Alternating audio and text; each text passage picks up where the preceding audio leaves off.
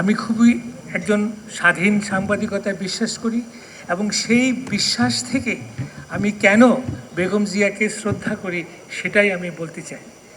টেলিস্টারের জন্ম এবং বেগম জিয়ার প্রধানমন্ত্রী হওয়ার সময়টা খুব কাছাকাছি। আমি একজন ইয়াং সাংবাদিক হিসাবে তখন বেশ বলতে পারেন যে believing in the value of independent journalism, যে সরকারকে সবসময় একটা প্রশ্নের মধ্যে রাখবে, সরকারকে অ্যাকাউন্টেবল করবে, এবং সেই স্পিরিটে আমি তখনকার সাংবাদিকতা করেছি। এবং আমার সৌভাগ্য যে একাধিকবার প্রধানমন্ত্রী খালেদা জিয়ার সঙ্গে আমার দেখা হয়েছে এবং উনি আমাদের এই স্বাধীন সাংবাদিকতাকে যে কত মনে প্রাণে শ্রদ্ধা করতেন এবং her sense of tolerance, her sense of accepting diverse views, her capacity to accept criticism, আমি স্বাধীন সাংবাদিক হিসাবে আমার মন জয় করেছে, আমার মনে ওনার গভীর শ্রদ্ধার জায়গা করে দিয়েছে।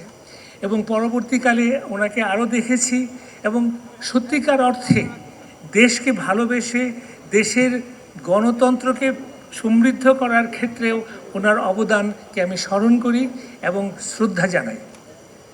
সর্বশেষে আমি যে ব্যাপারটাকে নিয়ে সত্যি ওনাকে শ্রদ্ধা জানাতে চাই সেটা হচ্ছে যে উনি যখন ক্ষমতা থেকে সরে গেলেন এবং যখন ওই সরকার তার বিরুদ্ধে তাকে অপমান, তাকে নিষ্পেষণ, তাকে জেলে ঢোকানো এত কিছু করল এবং সেখানে 2 বছর উনি ছিলেন, সলিটারি কনফাইনমেন্টে ছিলেন, উনি 4.5 বছর উনি হাউস অ্যারেস্ট ছিলেন এবং সেখানে যেটা সবচেয়ে বেশি হৃদয় বিদারক সেটা হচ্ছে যে ওনার চিকিৎসা করতে দেওয়া হয়নি এবং সেটার প্রমাণ আমরা শুনলাম একটু আগে।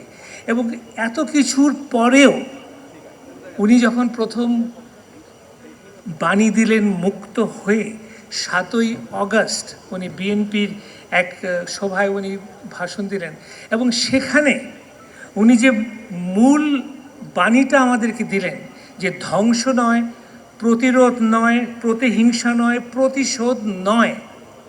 উনি কিন্তু ইজিলি বলতে পারতেন যে আমি প্রতিশোধ চাই না, কিন্তু আমি ন্যায় বিচার চাই আমার বিরুদ্ধে যা করা হয়েছে, এটাও উনি বললেন না। এই যে উদারতা, এই যে ভবিষ্যতের দিকে তাকানো, আমি মনে করি এটা অসাধারণ একটি গুণ, যেটা আমাদের রাজনীতিতে যদি আমরা এখন অন্তঃস্থ করতে পারি, আমাদের সেটা যদি আমরা নিজের মনে প্রাণে গ্রহণ করতে পারি, তাহলে বাংলাদেশের একটা বিরাট অবদান থাকবে। এবং সেখানে আমি একটা বক্তব্য দিয়ে শেষ করতে চাই যে উনি বলছেন যে ভবিষ্যতে ভালোবাসা, শান্তি এবং জ্ঞান ভিত্তিক সমাজ গড়ে তোলা। She said, I've been requested by the organizers to say a few words in English. One of her last message to the society, to the country, to the nation was that we need a future generation the society should be knowledge based. Now this is vital.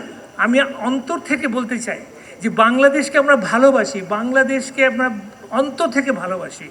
আমার দেশপ্রেম, স্বাধীনতা, গণতন্ত্র সব কিছুই আমাদের জন্য মূল্যবান, কিন্তু ভবিষ্যৎ হচ্ছে জ্ঞান ভিত্তিক সমাজের উপরে নির্ভরশীল। We have to learn, we have to be knowledge based, we have to compete with the world with knowledge, with competence, with skill. Otherwise Bangladesh will not develop. So আমি সবার কাছে মন থেকে এবং আগামী নেতৃত্বকে বলবো, নেতৃবৃন্দকে বলবো যে এই যে খালেদা জিয়ার যে শেষ বাণী, জ্ঞান ভিত্তিক সমাজ, আমরা যেন এটা অন্তরে সবার ভেতরে আমরা উপলব্ধি করি। The future of Bangladesh depends on a knowledge-based society. You have seen how the world has changed with artificial intelligence in the last 10 to 15 years. So much is transforming, and it is based on knowledge, on skill, on competence, and that is where we have to go for the future of Bangladesh.